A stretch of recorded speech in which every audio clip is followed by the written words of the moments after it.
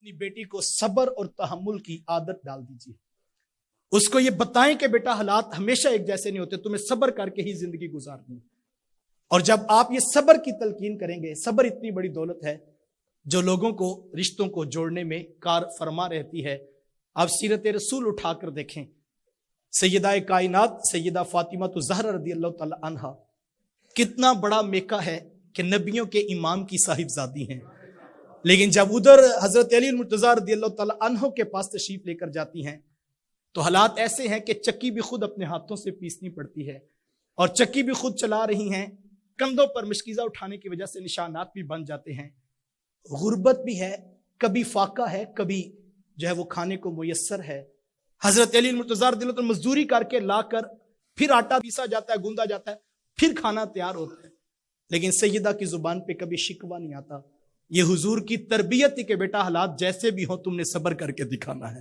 اور جو مشن پر نظر تھی وہ سیدہ اس کے اوپر کھڑی تھی کہ حضور علیہ السلام کی جو دین کی دی ہوئی تربیت تھی اس کا نتیجہ تھا کہ گھر میں فاقہ بھی آیا ہے, گھر میں جو ہے وہ دکھ بھی آئے ہیں, گھر میں مصیبتیں بھی آئی ہیں, گھر میں پریشانیاں بھی آئی ہیں, لیکن جب کربلا کا میدان سجا تھا فاطمہ نے بیٹا پال کے امت کو دیا تھا.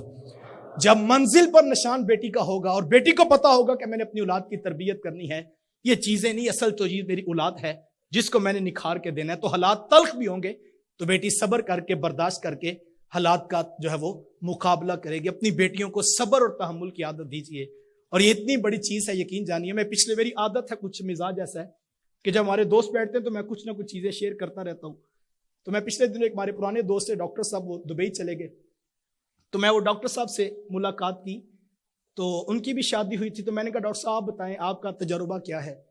تو وہ کہنے لگے کہ میں تو پہلے دن صرف اپنی گھر والی کو ایک ہی بات کا تقاضا کیا, اور میں نے کہا کہ مجھے صرف صبر اور تحمل چاہیے.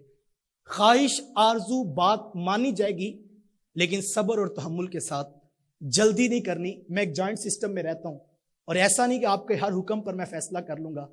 صرف ڈیلے کیا جائے, چیزوں کو ارینج کریں گے, مینج کریں گے, اور یقیناً پھر نتائج آپ کی مرضی کے مطابق بھی نصیب ہوں گے.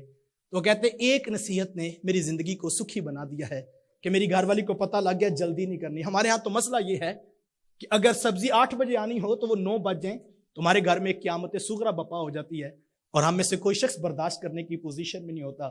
کاش ہم یہ بات سمجھیں کہ حالات کوئی بھی ہو سکتے ہیں. ہر روز کھانے کی چیزیں میسر ٹائم پہ آتی ہیں, کبھی نہیں بھی آتی ہیں. تو اگر تربیت تحمل والی ہے اور صبر طبیعت میں موجود ہے اور تحمل اور برداشت کی عادت ہے, تو پھر یہ چھوٹے چھوٹے مسائل کبھی کانوں تک بھی نہیں پہنچیں گے, اور زندگی میں حسن پیدا ہوگا.